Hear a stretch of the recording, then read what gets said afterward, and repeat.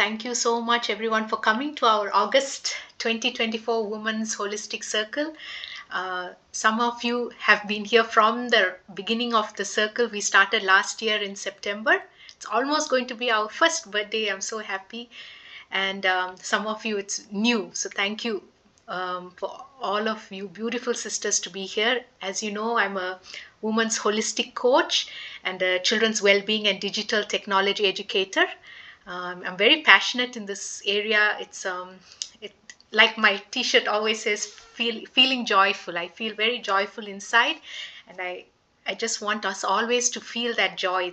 We're so blessed in this life that we have that choice, whether to cry or whether to be happy. We have the choice. So let us choose values that uplift us. So in this 1 hour, we're going to inspire, learn, grow, and connect with sisters from all over the world. We have sisters from, like I mentioned, New Zealand, India, Thailand, US. So it's quite a nice global audience that we have today. So in this whole women's holistic circle, or whichever session I take, I love to go through the different layers, like physically, emotionally, mentally, intellectually, and spiritually. Spiritually connects everything together. So similarly, our circle will also go in this similar pattern, because when all the layers are connected, then we truly live a life that is very abundant and fulfilling. And I'll talk to you more about our divine speaker and how we connected together. So thank you for your entry contribution. I really tried to find a way to make this contribution meaningful. So every time when you come to the circle, I try to see something related to our topic. So our topic this month is about healing, and we're going to learn it more in a traditional way of healing. And so when I was looking around, it's not like I know these organizations. Some of them I know them very well. Some of them are new to me, but I go and research and find out what do they do, what is their services they provide. And so very interesting, when I was thinking about healing, what organization is doing healing, I came across this one in Australia, where it's quite interesting. Their website, you can go to their website, Healing Foundation. They are working with the Aboriginal. So these are tribal communities in Australia who have migrated from their places, or they were the origin of that land. And they also have a bit of trauma because sort of they've left out of their originality. And they're trying to come back to their culture, their originality, and they're using healing through traditional medicines, herbals, even dance, singing. They use all these kind of beautiful ways to heal themselves. They have healing circles also, where women, girls, they come together and they heal. So it's quite very connected to where we are today. Also in this circle, we are trying to heal ourselves through a traditional way. So it was a beautiful place where all your entries have gone to. So thank you so much. When you enter the circle, you are definitely being a present to someone else. You're giving a present to someone else. So thank you so much. And I thank you for all your beautiful nature pictures. Like always, Mother Nature is like, she's our best mother, teacher, and another role that she takes is she's the best healer. When you just walk out in nature, if you're not feeling so great, when you walk out, just look at that abundance, look at that beautiful ways things have been created. And every single plant, it's got some meaning to it. So a lot of you sent me beautiful trees, mountains, and a lot of flowers. The tulasi chedi, you all know it's how much it's got a lot of herbal essence to it. This is hibiscus at our home, and my mother, she makes use of it like beautifully with the flowers. She makes herbal tea with the leaves. She makes for her, mehendi for her hair and all. So beautiful nature is always out there. So we are very, very lucky that we have a healer right out our doorstep. Before we proceed further, I would love to invite our divine speaker, Dr. Mala. She's the one who's going to next guide us from now on our physical, emotional, mental, and intellectually. She's going to talk to us about Ayurveda and how that tradition can be very practically used in today's life. And yeah, so we'll let Dr. Mala introduce herself and please guide us. Thank you. Namaskaram. I'm Mala Kapadia, based in Bharat, Coimbatore. And I met Rajalakshmi sometimes in December 2018 when she was also in India. And we both were at Vikasa camp organized by Anaadi Foundation. Today, I am associated with Anaadi Foundation as the director for their Center for Indigenous Knowledge Systems. And I was there in New Zealand at Pukekohe near Auckland for last 5.5 months. And I realized that the Maori culture, because I have a friend there, and she works with the Department of Women and Child. And she would share with me a lot of information on Maori culture, Maori well-being frameworks. And I realized that, the Maori well-being culture is so similar to our Indian culture. And then just yesterday I was talking to somebody in Argentina working on indigenous health system in Peru. And I realized that, oh my God, far, far away from each other. But the indigenous cultures hold something which is connected with Mother Earth. And unfortunately today, what has happened in our life for maybe more than 2 or 3 generations, that we are uprooted from where we are. So I was very happy when Rajalakshmi asked for photographs with nature. Though I've not been able to share with her one of my photographs. I have plenty of them. I in fact live, and you can see behind me, it's all nature, right? This is my backyard. And it's a house made up of mud, a very traditional way of making a house. So today, before we begin, Rajalakshmi requested me to do some physical exercise. And I thought that, stretching or anything else may not be possible for all of us. And I have chosen a breathing exercise. So maybe for next 3 minutes, and Rajalakshmi has the music, I will just guide you before she switches on to the music. Sit comfortably wherever you are. Close your eyes if possible. If you are wearing glasses, remove your glasses so that it's comfortable. When the music, there is no counting, but I'm giving you the counting. When the tone goes high, you breathe in. And when the tone goes low, you breathe out. So it will go something like this. 1, 2, 3, 5, 6. There is no 4. So 1, 2, 3, you breathe in. 5, 6, you breathe out. This is the music given to us by Yogi Tavaria ji. And after a lot of research, and not just research, but a lot of sadhana, he has been able to give us this music, which is our natural music. See, the problem with us today, what is normal for us is not natural. So we all know that our normal routine, our normal lifestyle, our normal food habits are not creating well-being for us. So they are normal, but they are not natural. The same way our breathing. So when you breathe 1, 2, 3, your stomach area, your abdomen area should come out, because your breathing only then is a full capacity and in a rhythm. So 1, 2, 3, you breathe in with abdomen coming out. There is no 4. 4 is a transition, natural transition. 5, 6, you breathe out. There are no numbers in this music, but the tone goes up and low. So you will be able to breathe on it. Rajalakshmi, just for 3 minutes, you can play the music and then slowly taper it off. Don't switch off suddenly, it creates a jerk.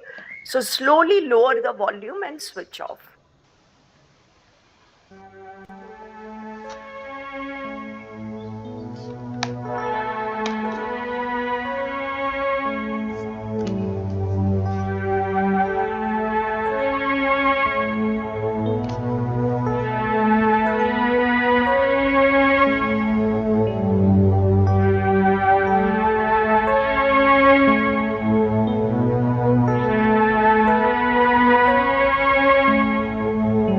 I really enjoyed the tune of the music.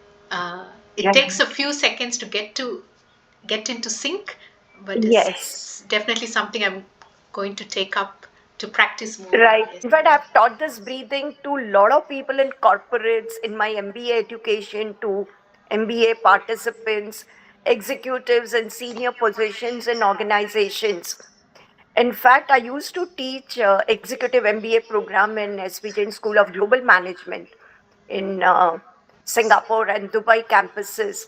And what happened is in Singapore and Dubai also, they come after a long day of work, right? Because it's an executive MBA.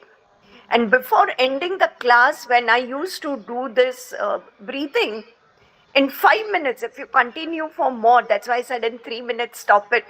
Because if you continue for longer time, people relax so much that I've heard snoring in my classroom.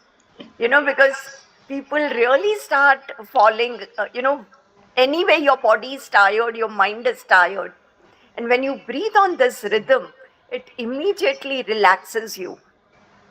So this rhythm, Rajalakshmi can share it with all of you. Yeah. It's available on YouTube. It's just a 7-minute clip. But if you listen to it just before sleeping, your quality of sleep would improve, tremendously. And listen to it at least 1 or 2 minutes when you wake up in the morning. Most of us jumpstart our day, right? Because you are late and we have to rush and you want to avoid the traffic area, traffic timing.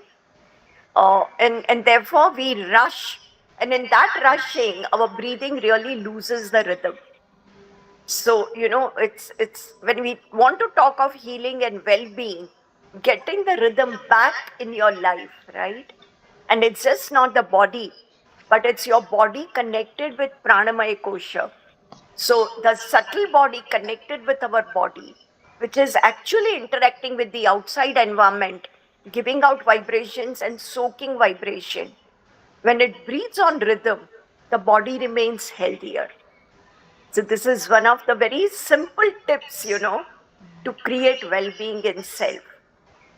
See, breathing is continuously happening as an unconscious activity, right? When you do that 8 count, 4 count, 6 count, whatever count you do, that's a forceful breathing. And it's only a part of exercise which you can do it for few minutes. You can't do it 24/7, right? It's an exercise. Yeah. This is not an exercise. Okay. This is our natural rhythm. And I've known people who, play this music 24/7 in their house. And I've seen how calm and peaceful they look. Okay. Yeah. So this is Yeah. not an exercise. What you mentioned was an exercise. This is something that we can learn to practice. Yeah. I try it. Recently I was working on something, and then I tried breathing on this rhythm, and I found it very difficult. And then you realize that throughout the day we are losing the rhythm, right? So unless we listen to the music 24/7, it's very difficult to go back to this music. So I would recommend at least after every 1 hour, take a 1-minute breathing break. Get this rhythm back in your life. So maybe for the next 1 hour, you'll be able to continue breathing on the same. And before we lose it in our daily activity, which creates stress or overwhelms us, only thing, don't try and do it while you are driving a car, because obviously it will relax you a lot. Let it become a part of your lifestyle, then you can breathe on it even while driving. But otherwise, don't. I don't want you to get into an accident, right? Because you're focusing on your breathing and not on the road. Whether I say I'm a believer or a not believer, there is a difference between a live person and a dead person, right? True. And only merely giving oxygen will not make a dead person alive. So there is certainly something, some life force, whatever name we wish to give it, some higher energy, some life force, which when infuses the body in the manas, the mind, person is alive. When it leaves the body, right, then the person, we call the person dead. And that life force energy goes back to the higher energy.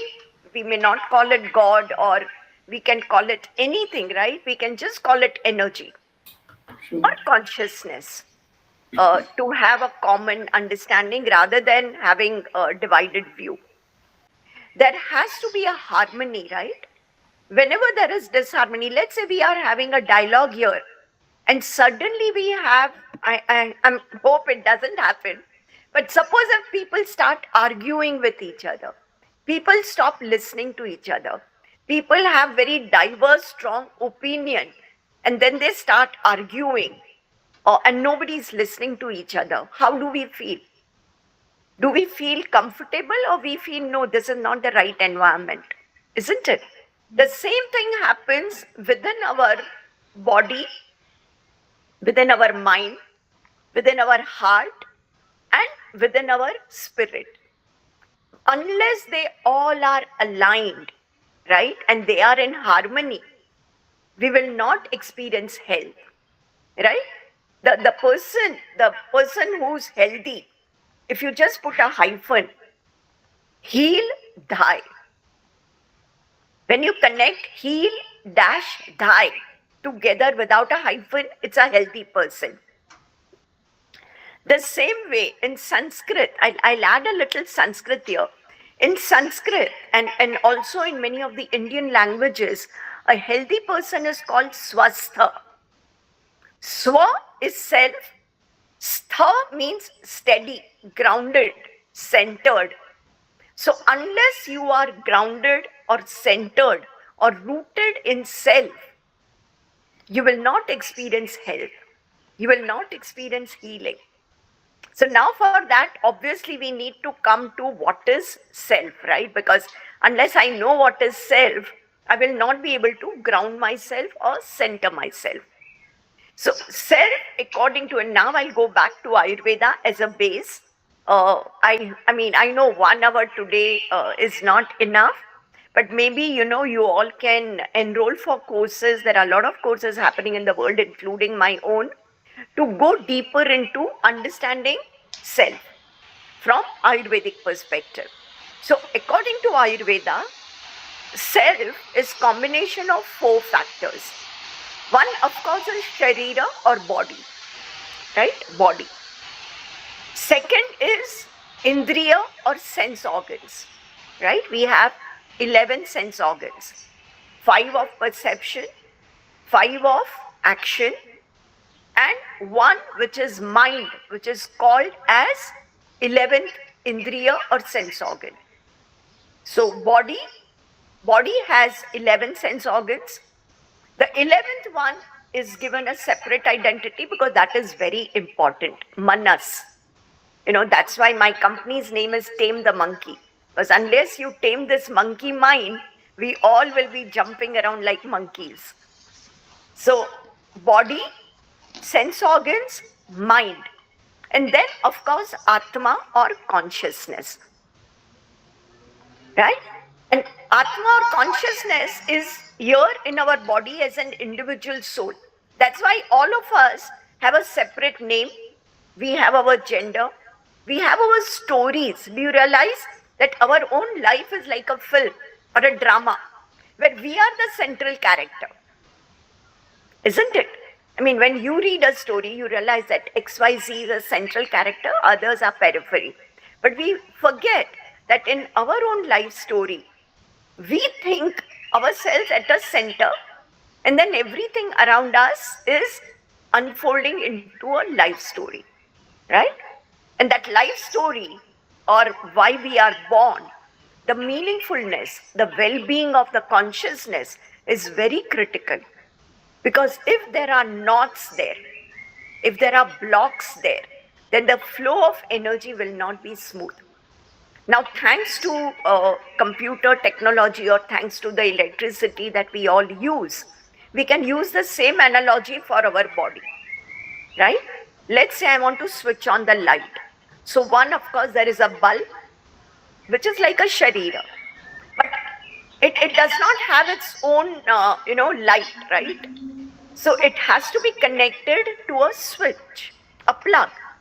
Then that plug has electrical wires which go to a switch, and the switch is connected to some main source from where our electricity is coming, right? If there are blocks in between, if there are knots in between, the electricity or power will not flow smoothly, and therefore the bulb will not light up. Same when we look at a laptop, the laptop or a phone is a hardware, right? It has no life of its own. Then there is software, which has to be installed. That software is our manas and indriya combination. But then there is somebody who's writing the programs, right? There is somebody who's programming the software. So that programmer is consciousness. However, that programmer is, of course, a part of a larger game. And that larger game we can call as a highest energy or the higher consciousness.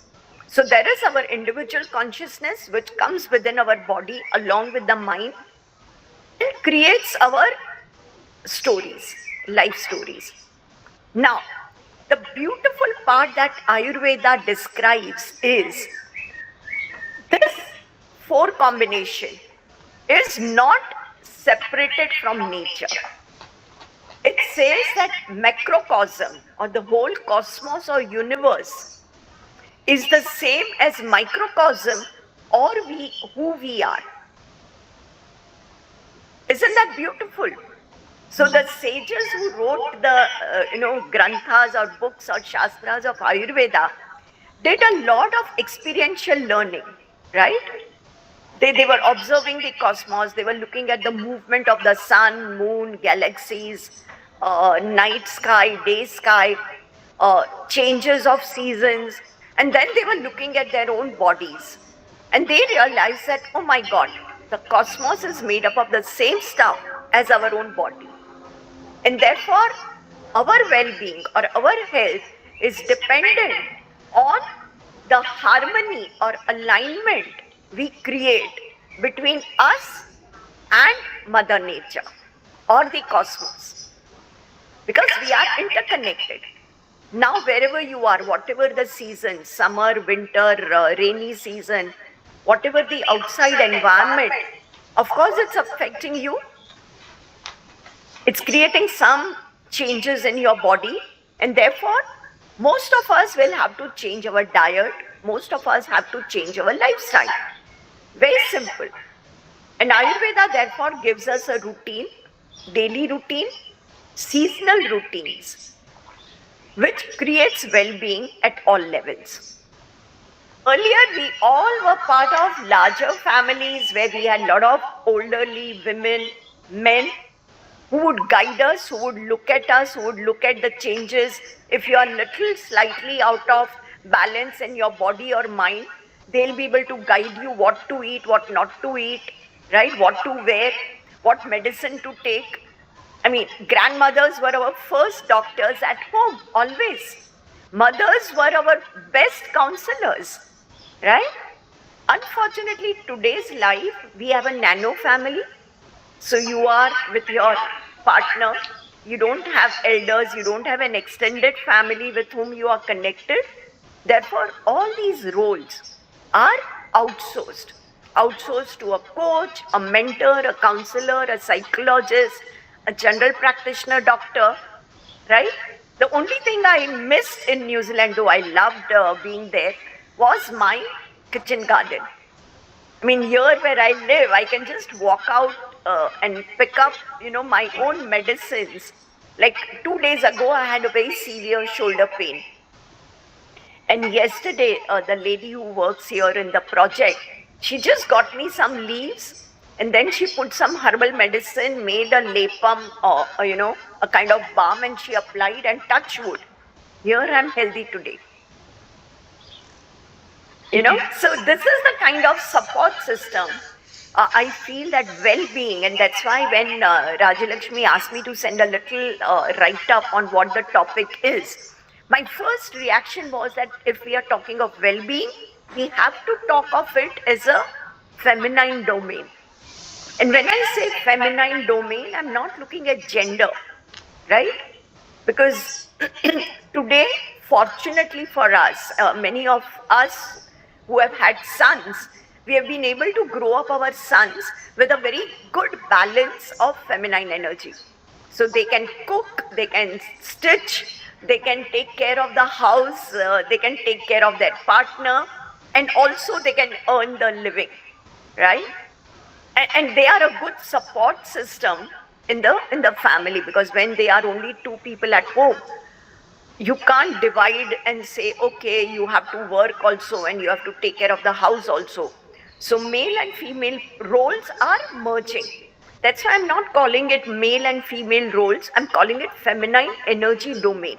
Because to a feminine energy person, well-being comes easily. Because a feminine energy is all about nurturing, is all about balancing, it's all about harmony, right? And whether you are gender-wise a male or a female, well-being becomes your domain, because ultimately the yin and yang, Shiv and Shakti, is in every individual, right? We are all made up of that combination. So first of all, we need to realize, get rooted back in nature and understand how we are a part of nature, what is the nature made up of, and what is our body and mind made up of. Because unfortunately, we really don't know. The modern understanding, the modern anatomy is very limiting, right? Today we have doctors for a left eye, but who will not be able to treat your right eye. We have so much of specialization, isn't it?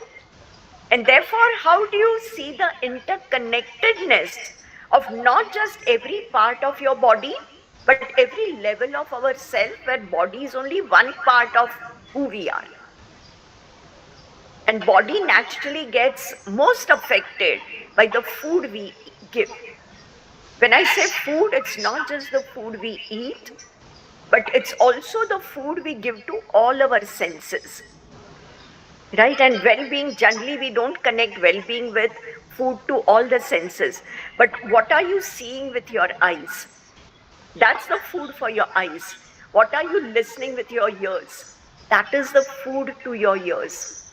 What kind of smell do you get all day around? I mean, there are people, who have, and this happened during COVID, that the two senses that were compromised, your sense of smell and sense of taste. Right? So what kind of smell do we have? Do we have artificial polluted air around us? Or do we have beautiful nature around us? Do we have artificial perfumes? Right? I mean, ever since I've stopped using artificial perfumes, I get very suffocated if somebody with a very strong perfume is next to me. And I realized, oh my God, it's not good for me. It's not good for my energy, because it drains my energy. Try this. The moment you stop using chemicals in your life, what kind of shampoo are you using? What kind of soap or body lotion are you using? Is it filled with herbal and natural ingredients, or is it filled with chemicals? Because we don't realize it's all connected with our well-being. What kind of clothes are we wearing? If you are wearing clothes made out of material which is not natural, then it will not align with the skin. And therefore we realize that a lot of skin diseases which are coming up. In fact, jeans is one of the major cause of problems, because jeans need not be washed regularly, right? People keep on using the same jeans for days together, and we call it comfort, we call it modernization. But we don't realize, and therefore I think what happened through COVID was something good, that people started understanding how clothes have to be washed regularly, right? Generally, I know people who even removed all the clothes in the garage and put it in a washing machine and then only entered home, took a shower and changed. But if well-being is connected with hygiene, right, then hygiene at all levels, right? Also, what I'm realizing is one of the reasons why mental well-being is taking a backseat and being a problem today is lack of touch to the skin. Because touch is one of the sense organ, right? Now, imagine a child, a newborn baby to a child who's 5-6 years young. How often they get picked up, cuddled, supported if they are crying. What happens as you start growing up? Unfortunately, the touch, the loving, comfortable touch in our life reduces. People don't get enough touch. There is touch deprivation. And people don't realize that touch is a major part. And this is what the modern coaches and mentors can't do, right? But this is exactly what our grandmothers and mothers used to do. To comfort us, they would hug us. We had friends whom we could hug and, it was not about sexual hug, but it was just about a comfort or, an assurance, a psychological safety, if you call it, right? And corporately name all these things. But the psychological safety comes out of that physical attachment as well, right? That I'm safe, I'm secure. One of the reasons for mental health crisis and even obesity to some extent is lack of psychological safety. Because physically you are safe, maybe you have enough money, but psychologically you don't have enough love and protection or security of relationship, in your life. Maybe there is lack of commitment, maybe you don't know whether you are secure in your job, and all that psychological insecurity creates lack of well-being. So at least in our own families, right? I mean, this is where I love, women having those sisterhood groups, right? Here we are meeting virtually, Rajalakshmi, but if you can meet physically in your area, wherever you are, wherever women are, holding hands, dancing together, listening to music together, sharing stories, right? Sharing stories about each other's life, about whatever is you are observing. Instead of watching television, I mean, one of the things that shocks me is that today, even young couples, they come home, they just chit-chat a little, but then they take their food, which is most of the times not even cooked at home, but ordered from outside, and they sit in front of the TV screen, right? And then they are very tired, so they go off to sleep. How do you expect to be in a well-being zone if they are not fulfilling the basic human needs, which is of love, affection, sharing and caring? Right? So we need to bring back a lot of family practices which we had in our earlier families. And all of us had them, right? And then is the sense organs are connected with body, right? So each sense organ needs a right kind of nourishment.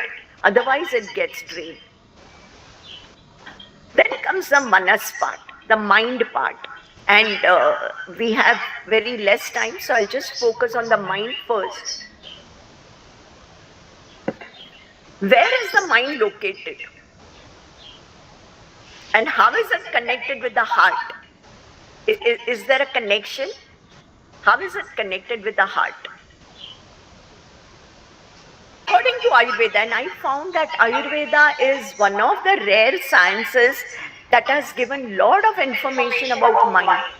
When I say information, it's just not philosophical information, it's experiential knowledge.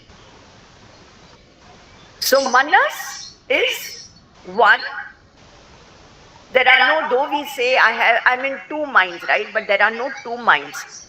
Manas is one. Manas is made up of the same five elements which makes up our body and the cosmos, which is Akash, Vayu, Agni, Jal, Prithvi. Right? These are the five elements which make up the cosmos. The Chinese give little different names, Japanese give little different names, but in India we call it Akash, Vayu, Agni, Jal and Prithvi. So the whole cosmos is made up of these five elements, body is made up of these five elements, and so is our mind made up of these five elements. But there is something more, there is a matrix. So if everything is energy, energy also has its own nature, like we call it in science, we learn kinetic energy, potential energy, right? So in Ayurveda, they say that there are three qualities of energy. One is sattva, second is rajas, and third is tamas. Now sattva is the purest form of energy, which holds love, gratitude, knowledge, right? It's the purest form of energy that we can think of. However, only sattva is never enough. So then we also have rajas, which is movement, which goes outward, right? Our mind constantly goes outward, right? So what makes our mind go outward? It's the rajas. However, going outward is also good, because only then there is an interaction between the external world and the internal world. However, when we have more of rajas, then what happens? A lot of people are into overthinking. A lot of people get into anxiety, right? A lot of people get into too much physical movement which drains their energy, right? And therefore a balance in rajas is required. The same way, there is third energy which is tamas. Now tamas is stagnated. Tamas is something which is holding it and creating a balance between sattva and rajas. However, Sri Aurobindo, because I am a follower of Sri Aurobindo, Sri Aurobindo beautifully says there are two kinds of tamas. One is gross and another is subtle. The subtle tamas we require. Right now everyone is sitting, people are listening. You need tamas, right? If we had only sattva or rajas, you would be moving around, right? Your ability to sit in one place, our ability to sleep at night, our ability to listen, everything is coming out of sukshma tamas. However, when that becomes too much, it becomes gross tamas, which makes us lazy, which makes us procrastinate, which also makes us like a couch potato where you don't want to do anything, which also makes us go into ignorance rather than knowledge. And therefore what happens, we may get stuck in a certain idea, or we may get stuck in certain problems, right? So sattva, rajas and tamas have to be balanced, with sattva guiding our rajas and tamas. Unfortunately, in today's modern times, either it is rajas guiding our sattva and tamas, or it is tamas guiding our sattva and rajas. And therefore there is an imbalance. Therefore there is disease. Therefore we are not in the zone of well-being.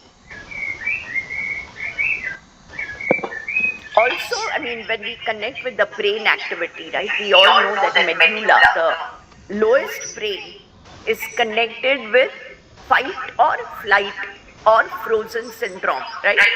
It's one of the oldest brains that we have inherited.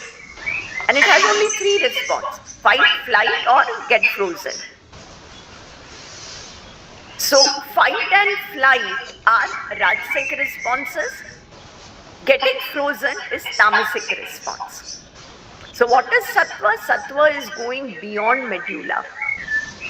And now the beauty, I'll connect, before we end the session, I'll connect this with our breathing exercise. When you were breathing 1, 2, 3, 5, 6, it takes one round takes 6 seconds. Scientifically, there is evidence that for medulla to get activated and react, it does not respond, right? It only reacts from stored data, stored responses. For medulla to react, and we all have triggers enough in our environment where medulla reacts. Medulla to react takes 6 seconds. So how will you become more powerful than your medulla and remain in a zone of well-being rather than getting stressed? Simple, the moment you identify a trigger, take one deep breath and exhale in that rhythm. What will happen? Medulla will not be reactive. Then obviously the higher brain or our mind or our heart will be able to decide a right response. I mean, we all read books, right, which helps, like Stephen Covey's 7 Habits of Highly Effective People is a very popular book, and which says that don't react, respond. But how do we do that? Nobody teaches us that. And this is where I think that to create well-being is very easy. Begin with breathing, end with breathing. And the more we breathe on rhythm, the less reactive we become. Also this, the rhythm of breathing harmonizes our heart, mind and body. I asked you a question, where is the manas or the mind residing? It resides in the heart. But when I say heart, it's not the heart which pumps blood, right? That's another heart. That's slightly on the left side in the body, right? However, we have another anatomy of the subtle body which is called chakras. These are the energy vortexes. Right? And in that subtle body, it's in the middle of the body. It begins with Sahasrara chakra, which is able to receive the cosmic energy, Agya chakra, Vishuddhi chakra, and then there is heart chakra, just here in the middle of our body. And very beautifully, even modern Western psychologists like even Carl Jung, they refer to Brihadaranyaka Upanishad and they talk of heart chakra. There is only one person that I've come across in the medical science who talks of heart chakra is Candace Pert. She has written a book on molecules of emotion, and she beautifully calls heart center as a well-being center. And she says, if diseases are all psychosomatic, we can even create psychosomatic wellness. And that psychosomatic wellness happens when we meditate on the heart. Because when we meditate on the heart, all the negative emotions which we are storing in the mind, and that's where what Leena mentioned about the count of 8 and 4 and different breathing exercises, the pranayama, they actually help us release those negative knots. Because they are in the subtle body, right? They are in the breathing passage. And the only way to clear them is through pranayama or breathing exercises. But that are exercises, right? We cannot do that 24/7. So heart is a very important part of who we are. Because in Patanjali Yoga Sutra, they say, Hridaye Chitta Samvita. Our consciousness resides in the heart. Ayurveda says our mind or manas resides in the heart. And therefore, the way from this physical heart, the arteries are going around, right? We all know that the blood flow happens, gets purified in the heart. In this Anaadi chakra or the heart chakra, all the, our sukshma arteries, right, which are called manovaha srotas, the arteries through which the manas is flowing in the entire body, begins in the heart. Heart chakra, right? So maybe we can make a mental affirmation that every day morning when I wake up, I will focus on my heart chakra, which is the center of me, right? and I will breathe on rhythm at least for 2 minutes, 2 to 3 minutes. Right? And at night, before I go to sleep again, I will focus on my heart chakra and I will breathe on rhythm for 2 to 3 minutes. Or if you can listen to this 7 minute audio and automatically go to sleep, your quality of sleep will improve. Because the beauty of Ayurveda is that a lot of us get into indigestion problem, right? The food we eat, the physical food that we eat, if it is not digested properly, it becomes toxic, which is called ama, and therefore it either makes our agni or the power of digestion weak, or it is tikshna, which means it's so powerful that you feel hungry all the time, but then the nutrition is not being generated from the food you eat. So digestion is a very powerful process. But the same thing happens in well-being sphere in a mental area. All the emotions that we are experiencing. Now, the sad part is because from childhood nobody teaches us. Let's say you are feeling angry. People just tell you don't be angry. But if anger is this glass, nobody teaches me what to do with my anger. How do I leave it aside? Right? So what we do, either we express it without any control or we suppress it. The moment we suppress it, it becomes a knot.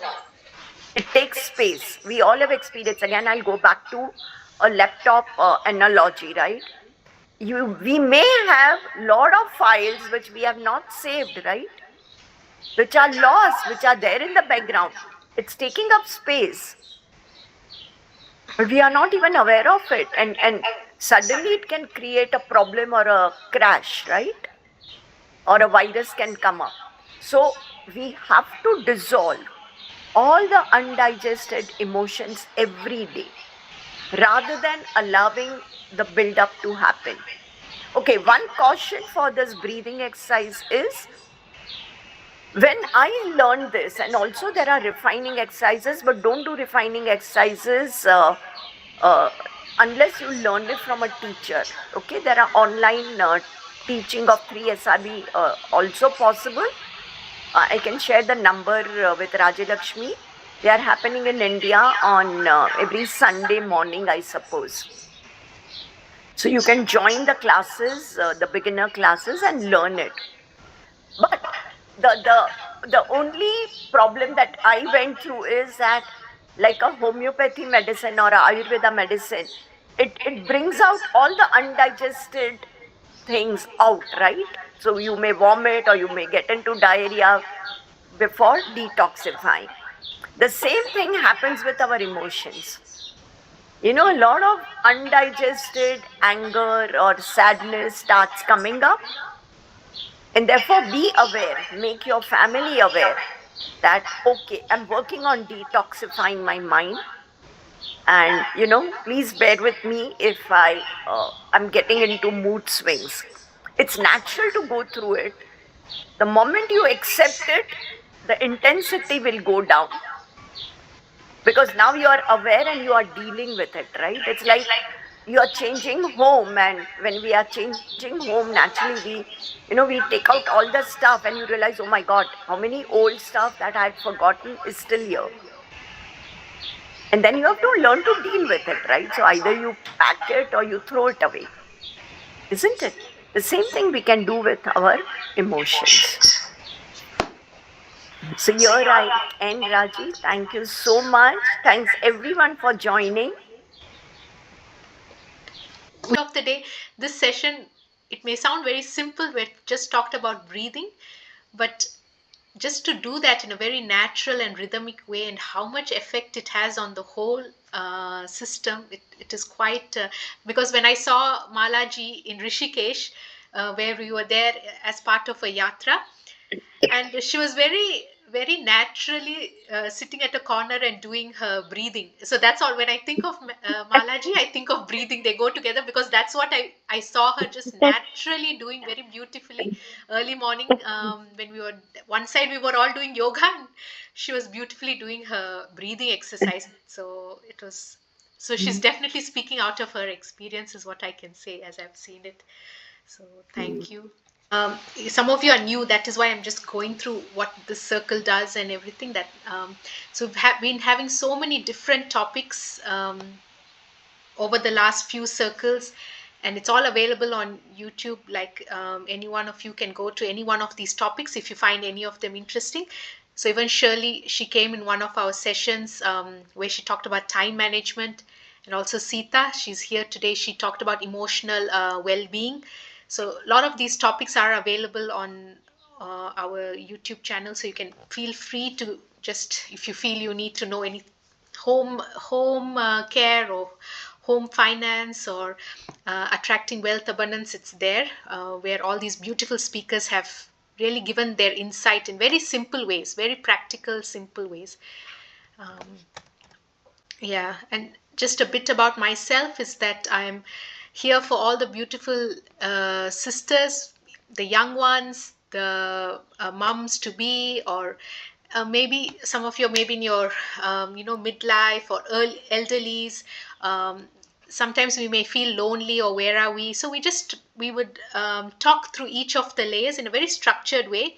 All answers come from you, but in a very nice structured way. We will talk about the different layers, like how is your health, what are what is how is your nutrition, meals, how is your energy in the different spaces we live, in the home, in the mind, in the phone, how is it all. And then we create beautiful routines for morning and evening that are simple. I'm not adding anything to your plate, I'm going to take it all away, and we'll have a very simple structured life that has got meaning and purpose, and we're not simply running. And we'll talk about some intellectual growth, like what you love to learn, earn, serve, and everything is connected to the higher spiritual bliss, whether you choose a particular form, religion, or whether you consider it as the universe. So this is what we do in our one-to-one. And then I have a well-being group. It's free to join for all of you. Most of you are in the group, but if you're not, just let me know. So every month we just go on this beautiful journey. So either because it's nice to go together on a journey. So last month we did on just mantra chanting. Again, it could be religion, non-religion, doesn't matter, but it's just chanting high powerful words. How can you chant it in such a way that your well-being is taken care of? We did like book reading, Surya Namaskaram. So this, in September, we're going to do one on journaling, and each day I'm going to like guide you in a journaling 10 minutes on a particular it could be about gratitude, it could be about conscious eating, but this is a very powerful tool. When you reflect on what you want, what are you doing, then the next day you do it better. So it's 10 minutes of a routine that we can do for ourselves. So we'll go on that journey, and yeah, if any of you are not in the group, you can let me know in the well-being group and I'll add you in. And I've created like a small book on positive affirmations with journaling, digital book that is available if you'd love to use it. And for children, I provide coding as a software developer, but I don't like to teach only coding. So I also support them with their well-being and their well-being in all layers. And my mom is also, she's like a Tamil teacher. She's taught in many for many children. So if any of you are Tamil speaking and you want support with bringing that beautiful language in a more like a holistic way, in a value based way, with a lot of positive affirmations, then just kindly reach out.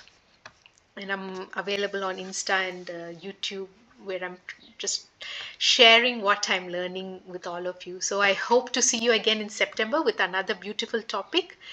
And yeah, we'll end with this is the peace prayer, world peace prayer, where may all the beings be peaceful and happy.